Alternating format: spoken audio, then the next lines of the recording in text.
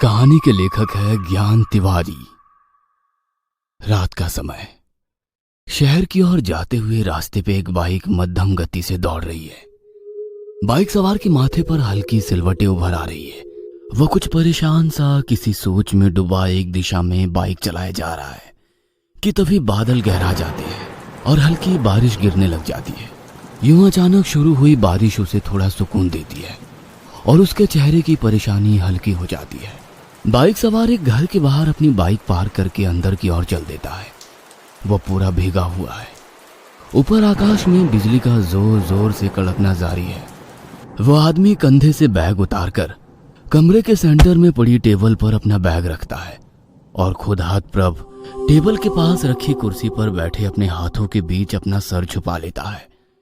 वह सोच में डुबाई होता है कि तभी कमरे की खिड़की तेज हवा के झोंके से खुल जाती है और तेज हवा का बहाव तेजी से अंदर आता है और उसे झंझोर देता है। वह हड़बड़ा कर उठता है और फट से खिड़की बंद कर देता है और जैसे ही मुड़ता है उसके सामने पड़ी टेबल पर उसे एक चुड़ैल बैठी दिखाई देती है जो खीसे निपोर कर हंस रही है। वह सहम जाता है और अपनी आंखें बंद कर लेता है और जैसे ही दोबारा खोलता है तो सामने कोई नहीं होता। शायद ये मेरा भ्रम था, इतना कहकर वो बिस्तर से टेक लगाकर बैठ जाता है और ऊपर चल रहे पंखे की ओर देखता है। मैं पेशे से एक पत्रकार हूं और जो कहानी मैं अपने अगले लेख के लिए लाया वो कितनी विभत्स और खौफ दिलाने वाली है कि अब तो मेरा जहन भी उसे नकार नहीं रहा। ना जाने क्यों एक औरत के कहे शब्द मेरे दिमाग में अपना घर बना रहे थे। कुबेरिया होते ही अपने घर में रोशनी करना बहुत जरूरी होता है। कहते हैं कि अगर कुबेरिया होने के बाद घर में अंधेरा रह जाता है तो कोई बुरी शक्ति आपके घर को ताक कर उसमें अपना कोना बनाकर बैठ जाती है। वो आदमी अपने बिस्तर से उठा और बैग से अपना रिकॉर्डर निकालकर उसे ऑन किया और बोलना शुरू किया।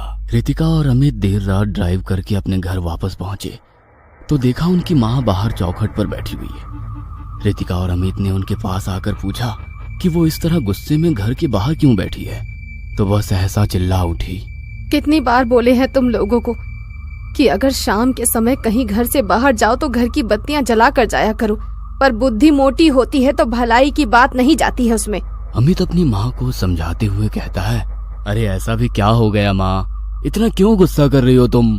क्या हो गया? तुझे 1000 बार समझाया है कि घर में अंधेरा नहीं रहना चाहिए, कोई घुस के बैठ गया तो। पर माँ, यहाँ एक छोटा बल्ब जल तो रहा है ना, और घर में कौन आ जाएगा? ये भी मैंने जलाया है जब मंदिर से लौटी। तुम लोगों को घर का ख्याल है ही नहीं। बहस लंबी थी पर किसी तरह रितिका और अमित अपनी माँ को समझाकर घर के अंदर ले आए। आधी रात का समय, रितिका और अमित गहरी नींद में सोए हुए हैं। बगल के कमरे में उनकी माँ भी सो रही है। उनके बिस्तर से कुछ ही दूरी पर एक छोटा सा मंदिर बना हुआ है जिसके पास एक दिया प्रज्वलित है और उसी दिए के पास कुछ पूजा की हुई सीखें रखी हुई है। ये सीखें करवा चौथ की पूजा में इस्तेमाल की जाती है। सब गहरी नींद में थे कि तभी रितिका की आंख खुल गई और धुंधली आंखों से उसने घड़ी देखी तो रात के 2:15 बजे थे।